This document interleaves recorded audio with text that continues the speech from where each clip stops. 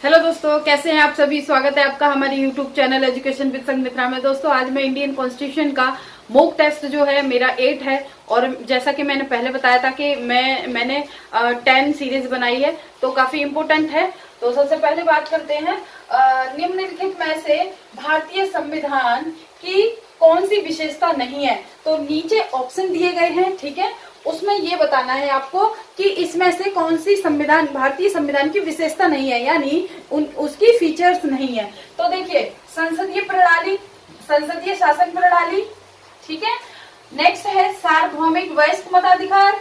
Next है नम्यता एवं अनम्यता, मतलब फ्लेक्सिबल और अनफ्लेक्सिबल, ठीक है। नेक्स्ट है अलिखित संविधान। तो आपको ये बताना है कि इसमें से भारतीय संविधान की विशेषता कौन सी नहीं है। तो दोस्तों, कौन सी नहीं है, देखिए ये हमारा जो भारतीय संविधान जो है वो रिटन फॉर्म में है। कैसा है? रिटन है, लेकिन अलिखित नहीं है, ठीक है। ये इसमें लिखा है ना कि अलिखित, तो अलिखित नहीं है, हमारा संविधान जो है लिखित है। अब देखिए, मैं फीचर्स, उसकी विशेषताएं जो है इंडियन कॉन्स्टिट्यूशन की, वो मैं और थोड़ा सा बता देती हूँ। देखिए, हमारे इंडिया में भारतीय शासन प्रणाली है, हमारी कैसे फेडरल सिस्टम है, ठीक है। संसदीय शासन पार्लियामेंट्री सिस्टम है, ठीक है। तो इसमें देखो पीएम हो जा पीएम, ठीक है, PM, president, governor,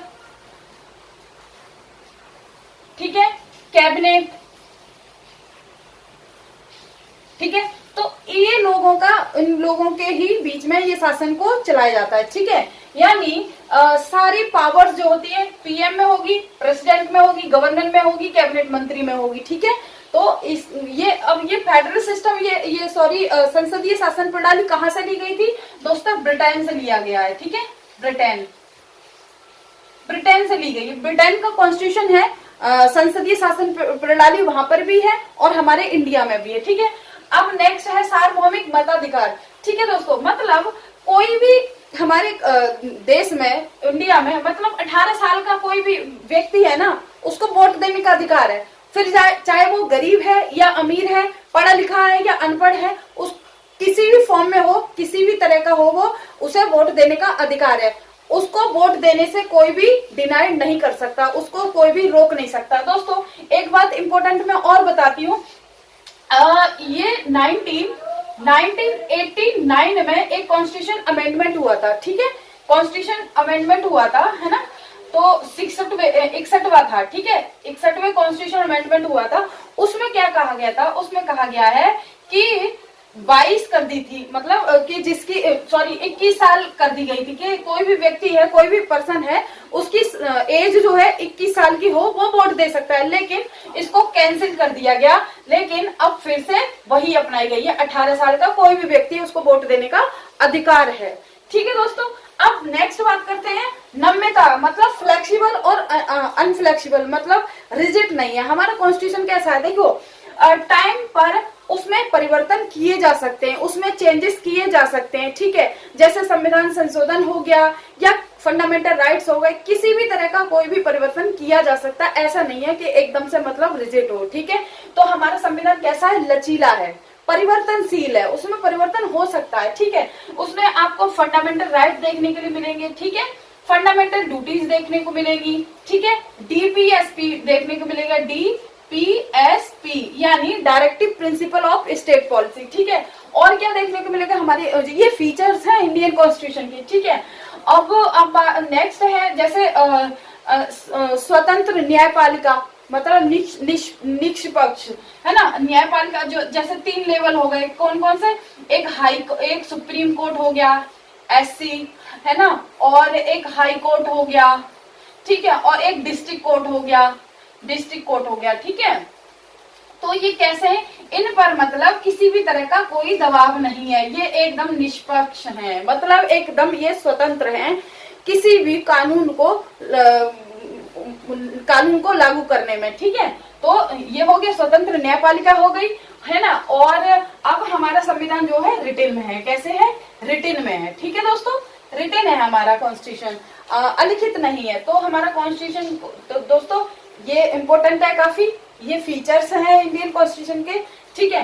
next question देखते हैं। वर्तमान में व्यक्तियों के मूल अधिकार कितने हैं, मतलब फंडामेंटल राइट्स कितने हैं। तो फंडामेंटल राइट्स हमारे जो हैं क्या 11 हैं, क्या 7 हैं, या 15 हैं, या 6 हैं। तो दोस्तों 11 क्या है हमारे फंडामेंटल ड्यूटीज हैं। कितने हैं भाई, ड्यूटीज कितनी है, 11 हैं। ठीक है, अब इसका आंसर क्या होगा, 6 है। तो दोस्तों 6 कौन कौन से, एक राइट टू इक्वालिटी,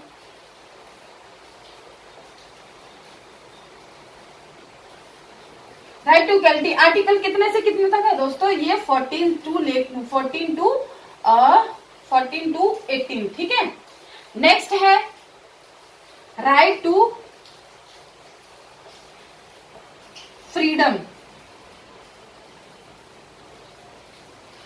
फ्रीडम, ठीक है, ये आर्टिकल कहां से कहां तक है, ये 19 टू 22 तक। ठीक है, राइट टू लाइफ का इसी में आ जाएगा। ठीक है, राइट टू लाइफ का कितना है, आर्टिकल 21, और राइट टू एजुकेशन का भी इसी में आ जाएगा, राइट टू एजुकेशन जो आर्टिकल कितना है 21A। ठीक है, ठीक है, यानी समानता का अधिकार। तो जो आर्टिकल जो है वो कितना है 14 से लेकर 18 तक। ठीक है, समानता का अधिकार यानी राइट टू इक्वलिटी आर्टिकल कितना है 14 टू 18। नेक्स्ट कौन सा है, नेक्स्ट है स्वतंत्रता का अधिकार यानी राइट टू फ्रीडम। ठीक है, राइट टू फ्रीडम जो आर्टिकल कितना है 19 से लेकर 22। दोस्तों 19 से लेकर 22 में ही राइट टू लाइफ का आ जाएगा। राइट टू लाइफ का आर्टिकल कितना है 21। ठीक है, और आर्टिकल 21A कितना है, किस चीज से रिलेटेड है, तो राइट टू एजुकेशन से। ठीक है, और नेक्स्ट कौन सा है, तीसरे नंबर का फंडामेंटल राइट्स कौन सा है, शोषण के विरुद्ध अधिकार। शोषण के विरुद्ध अधिकार जो है वो 23 से लेकर 24 तक है। मतलब कोई भी छोटा बच्चा है उस पर 14 साल से कम का कोई भी बच्चा है उस पर किसी भी तरह का काम नहीं करवाया जाएगा, किसी खतरनाक जगह पर या किसी फैक्ट्री में उस पे कानूनी जुर्म है। ठीक है, इससे रिलेटेड एक्ट भी बनाया गया है। ठीक है, जो 1976 में एक एक्ट बनाया गया है। ठीक है, अब नेक्स्ट है संस्कृत और शिक्षा का अधिकार, जो आर्टिकल जो कितना है वो 29 से लेकर 30 तक। ठीक है, और उससे बीच में आता है धर्म की स्वतंत्रता का अधिकार, तो आर्टिकल कितना है 25 से लेकर 28 तक। ठीक है, अब जो लास्ट आर्टिकल बचता है वो संवैधानिक शोषण का जो है मतलब संवैधानिक उपचार का अधिकार, जो आर्टिकल 32 है। ठीक है, तो 32 आर्टिकल जो है वो बहुत ही इम्पोर्टेंट है और उसको ही डॉक्टर भीमराव अम्बेडकर ने संविधान की आत्मा और हृदय कहा है। ठीक है दोस्तों, आगे बात करते हैं भारत सरकार द्वारा राजकीय यानी राज्य चिन्ह को कब अंगीकृत किया गया। तो भारतीय सरकार ने दोस्तों ये 26 जनवरी 1950 को अंगीकृत किया था, मतलब एक्सेप्ट कर लिया गया था। क्यों किया था कि 26 जनवरी को ही क्यों उन्होंने डिसाइड किया दोस्तों, 26 जनवरी को इसीलिए डिसाइड किया क्योंकि 26 जनवरी 1950 को ही भारतीय संविधान जो है पूरी तरह से लागू कर दिया गया। ठीक है, और बनकर तैयार कब किया गया था, ड्राफ्ट कब तैयार हो गया, तो 26 नवंबर 1949 को बनकर मतलब तैयार कर दिया गया था, लेकिन लागू कब से हो गया 26 जनवरी 1950 से। ठीक है, करते हैं भारतीय संविधान का कौन सा अनुच्छेद अस्पृश्यता का उन्मूलन करता है। ठीक है, तो क्या कहा जा रहा है कि भारतीय संविधान का कौन सा आर्टिकल ऐसा है जो अबॉलिशन मतलब अनटचेबिलिटी को अबॉलिश करता है, मतलब ये अस्पृश्यता का अंत करता है। ठीक है, तो क्या आर्टिकल 21A है, क्या 21A है, क्या 21 है, या 18 है, या 17 है। तो दोस्तों ये अस्पृश्यता का अंत जो है ना आर्टिकल 17 में किया जाता है। ठीक है, मतलब कि कोई भी गरीब है या अमीर है, एसटी है या ओबीसी है या माइनॉरिटी है, मतलब किसी भी तरह का किसी पर शोषण नहीं किया जाएगा, चाहे उसकी कास्ट कोई भी हो, चाहे वो गरीब है या अमीर है, किसी भी तरह का किसी पर शोषण नहीं किया जाएगा। इसको ध्यान में रखकर दोस्तों अस्पृश्यता का अंत कर दिया गया है, आर्टिकल बनाया गया, मतलब एक एक्ट बनाया गया। कौन सा एक्ट, ये एक्ट है देखिए आर्टिकल 17 और 35 में पार्लियामेंट को पावर है, मतलब संसद को शक्ति है कि वह एक्ट मतलब उनकी जो गरीब जो लोग हैं जिनके साथ मतलब भेदभाव होता है उनको ध्यान में रखकर कुछ एक्ट बनाए जाए, कुछ ऐसे नियम बनाए जाए जिससे उनके खिलाफ उनके राइट का हनन ना हो। तो उसको ध्यान में रखकर दोस्तों 1955 में अस्पृश्यता निरोधक अधिनियम बनाया गया। ठीक है, क्या बनाया गया?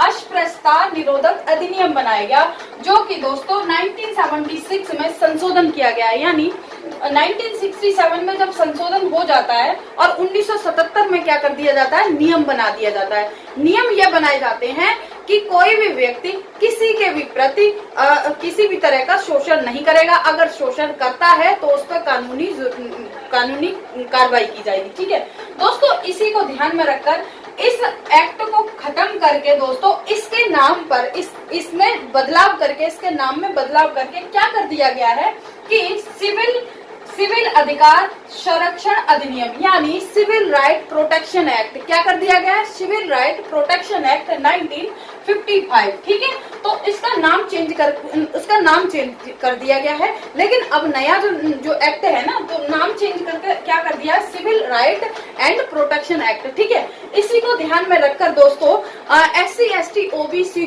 के लिए भी एक एक्ट बनाएगा, सॉरी SC और ST के लिए एक एक्ट बनाया गया है ना। तो 19 कब बनाया गया था? ये चल रही है 1989 में भी एक्ट बनाया गया है ST ST प्रिवेंशन। ठीक है, मतलब कि कोई भी किसी भी जो नीचे जाति कास्ट के जो लोग हैं, मतलब एक सभी जो एज ए ह्यूमन उनके प्रति किसी भी तरह का कोई शोषण या उनके विरुद्ध मतलब किसी भी तरह का कोई ऐसा काम ना हो जिनसे उनको उनके आत्मसम्मान को ठेस पहुंचे। ठीक है, तो ये रहा कुछ इम्पोर्टेंट दोस्तों। और एक बात और बताऊंगी, ये आर्टिकल जो 21 है वो 21 जो है राइट टू लाइफ से रिलेटेड है। ठीक है, 21A है तो वो राइट टू एजुकेशन से रिलेटेड है, और 18 है आर्टिकल 18 वो उपाधियों का अंत करता है। ठीक है, क्या करता है? उपाधियों का अंत। ठीक है, तो आर्टिकल 17 तो हो ही गया, अस्पृश्यता का अंत करता है।